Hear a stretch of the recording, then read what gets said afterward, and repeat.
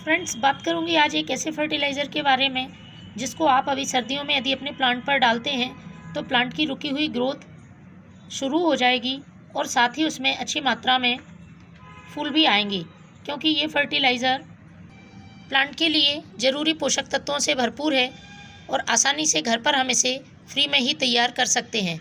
किसी तरह का प्लांट्स पर इस फर्टिलाइज़र का साइड इफ़ेक्ट नहीं होगा और प्लांट्स पर आप इसे आसानी से यूज़ कर सकते हैं।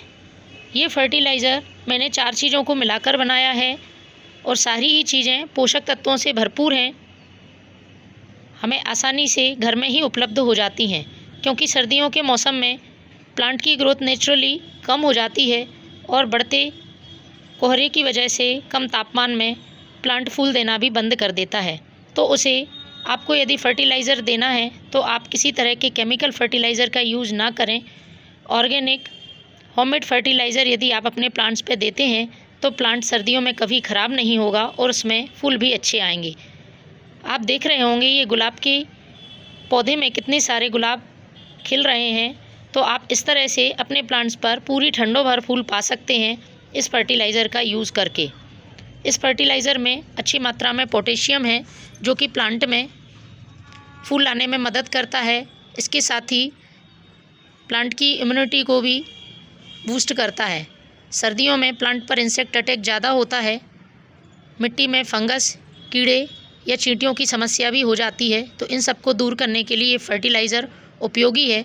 इस फर्टिलाइज़र में आपको पोटेशियम, मैग्नीशियम, कैल्शियम, आयरन और भी कई माइक्रो न्यूट्रिएंट्स, फॉस्फोरस सारे प्लांट को उपलब्ध हो जाएंगे। प्लांट की जड़ें तेज़ी से विकसित होंगी, प्लांट की सॉइल उपजाऊ बनेगी और प्लांट में यदि बहुत कमज़ोर हो गया है सर्दी की वजह से प्लांट बड्स ड्रॉप हो रही हैं तो वह समस्या भी दूर होगी, क्योंकि पोषक तत्वों की कमी से भी प्लांट्स कमज़ोर हो जाता है और उसमें फूल आने बंद हो जाते हैं।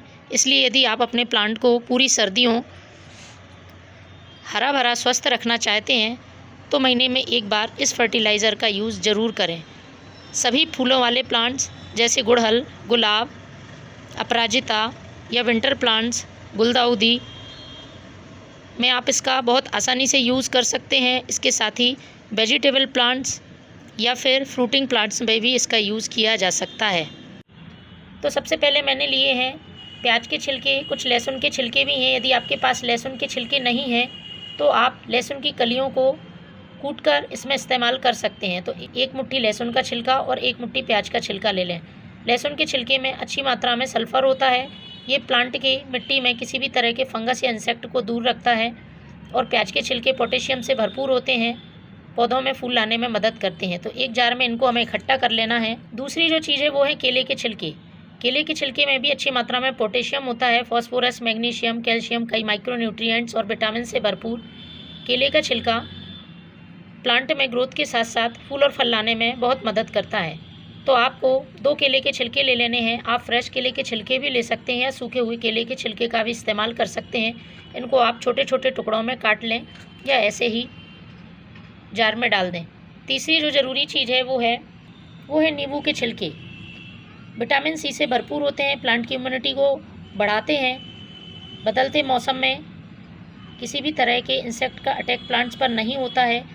यदि मिट्टी में किसी तरह की फंगस है, चींटियां हैं, इंसेक्ट हैं, तो वो भी नींबू के फर्टिलाइज़र से दूर होते हैं। तो आप नींबू के छिलके ले लें। आप 2 या 3 नींबू के छिलकों का इस्तेमाल कर सकते हैं। मैंने यहाँ 1 नींबू का छिलका लिया है, क्योंकि मैंने पहले ही ये फर्टिलाइज़र बनाकर रखा हुआ है, इसलिए मैं आपको सिर्फ दिखाने के लिए कम मात्रा में फर्टिलाइज़र बना रही हूँ।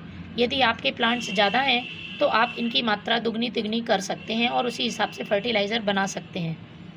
इसके साथ ही इसमें आप 1 मुट्ठी आलू के छिलके डाल दें। आलू के छिलके फ्रेश या सूखे हुए कोई से भी ले सकते हैं आप। आलू के छिलके में भी बहुत अच्छी मात्रा में पोटेशियम और मैग्नीशियम होता है, प्लांट में फल फूल लाने में और प्लांट को हरा भरा रखने में, पत्तियों पर चमक लाने में आलू के छिलके का फर्टिलाइज़र बहुत ही यूज़फुल है।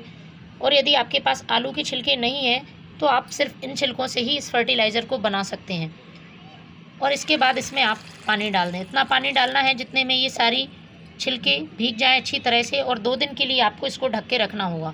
2 दिन बाद कुछ इस तरह से आपको ये फर्टिलाइज़र मिलेगा। पूरी तरह से ये फर्टिलाइज़र बन चुका है और सारे जो मैंने छिलके इसमें इस्तेमाल किए हैं वो अच्छी तरह से गल गए हैं।